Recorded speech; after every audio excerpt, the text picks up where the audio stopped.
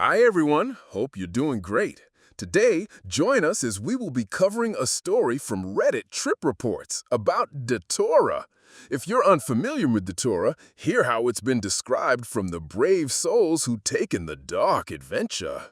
A profound detachment from reality, accompanied by severe confusion and disorientation regarding time, place, and identity, is a hallmark of these experiences.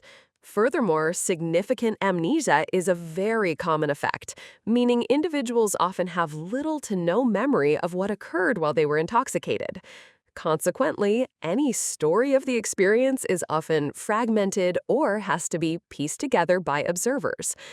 Physically, the experience is marked by significant distress. Symptoms include extreme dry mouth and throat, widely dilated pupils causing painful sensitivity to light, a rapid heartbeat, elevated body temperature, and difficulty with coordinated movement. These effects of datura intoxication typically last for 24 to 48 hours, but there are reports of symptoms persisting for several days or even up to 2 weeks. It is crucial to remember that all parts of the datura plant are extremely poisonous, and ingestion can lead to severe medical emergencies, lasting harm, or death. The stories associated with datura are overwhelmingly characterized by terrifying delirium and significant danger. Now on to our Reddit post. 5 days lost in datura and dab smoke by Reddit user DuckZombie. Substance: 15 to 20 datura seeds, smoked. Supplements: plenty of dabs throughout. Duration: 5 days, or what felt like a lifetime. Setting: my room, which morphed into a surreal nightmarescape. It seemed like a bold idea at the time. Pack a bowl of datura seeds, torch a fat dab, and see what happened. What followed was 5 relentless days of confusion, paranoia, and absurdity that I wouldn't wish on my worst enemy.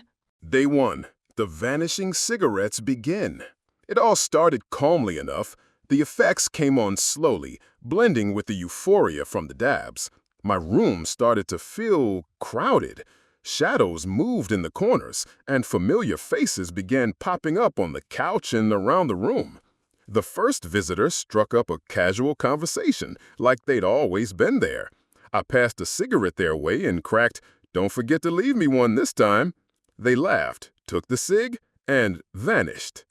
I blinked, looked around, and muttered, "Well, that's new." But it didn't stop. Every time I lit a cigarette and passed it, the person and the cig disappeared like smoke in the wind. My initial amusement turned to frustration. "How hard is it to stay put and finish a smoke?" I yelled to no one. Day 3. Loops and shadows. Day 3 was a fever dream of endless loops. I'd light a cigarette, lose it, and spend what felt like hours searching. I'd open a door only to find myself back in the same room. Hallucinated people would appear, but now they weren't talking. They were just watching. The watchers stood in the corners, motionless and faceless. They didn't interact with me, but their presence was suffocating. I tried to ignore them, focusing on the dab rig. Every time I hit it, though, it seemed to melt or transform into something else: a snake, a hand, or a puddle of wax. I remember pacing, shouting at the watchers, "If you're here to judge, at least say something." They didn't. I lit another cigarette, but it immediately dissolved in my hand. "Of course," I muttered, laughing hysterically. Day 4. The breaking point. By the 4th day, I was convinced I'd never escape.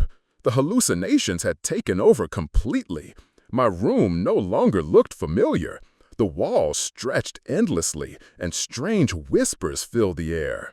I tried to distract myself with the dab rig, but even that felt pointless. Every hit brought a fresh wave of paranoia. I thought I saw figures moving outside the window, but when I looked closer, the glass was gone. I tried opening a door to leave, but it led straight back into the same distorted room. I started questioning everything. Was I dead? Was this some kind of purgatory? I yelled at the shadows. If this is a joke, it's not funny anymore. The whispers only grew louder, mocking me. Day 5, crawling back to reality. By the 5th day, the hallucinations began to fade, but I still didn't trust what I was seeing. The watches were gone, but the air felt heavy with their absence. My room looked normal again, but I couldn't shake the feeling that it was all a trick. I finally managed to drink some water and eat a granola bar, but even that felt surreal, like I'd forgotten how to eat. My body was weak, my throat raw from the cigarettes, real or imagined, and my mind felt like it had been run through a blender. When I checked my phone, only 2 real days had passed, but it felt like 5 years. I saw texts asking where I'd been, but I didn't even know how to respond. Final thoughts. Datura isn't just a drug. It's a merciless interrogation of your sanity.